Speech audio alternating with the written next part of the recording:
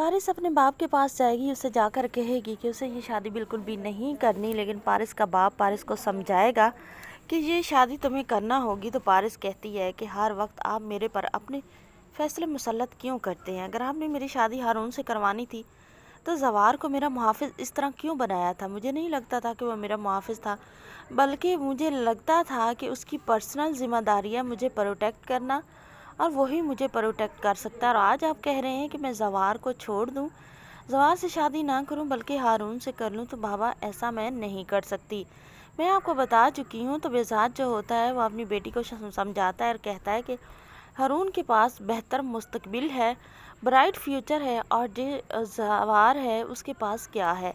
उसके पास तो अपना अच्छा घर तक नहीं है। क्या तुम विलेज में सरवाइव कर लोगी, रह लोगी?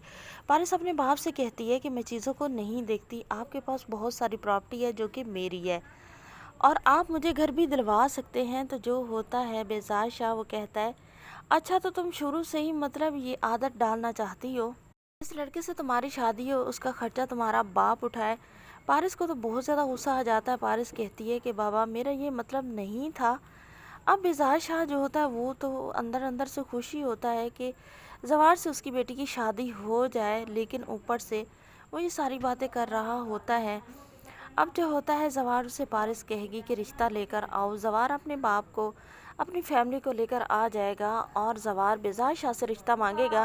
बेज़ार शाह जो है हाँ कर देगा, रिश्ते की हाँ करने वाला होगा, लेकिन हारून जो है वो कहेगा कि अगर बेज़ार शाह ने बेटी का रिश्ता किसी और को दिया तो वो उसकी बेटी को ज़िंदा नहीं छोड़ेगा।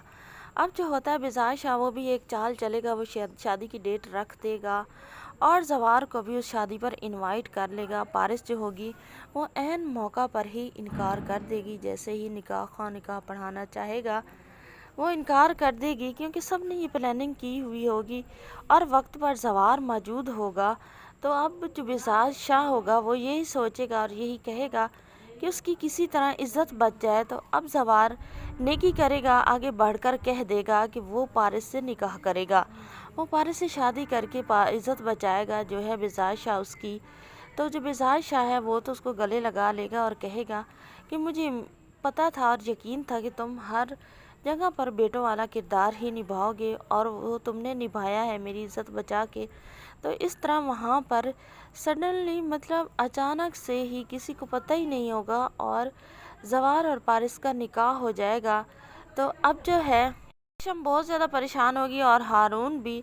तो बड़े जो हैं वहीं बैठ कर रेशम और हारून का रिश्ता भी तय कर देंगे। रेशम भी खुश हो जाएगी हारून का अच्छा फ्यूचर का सोच कर।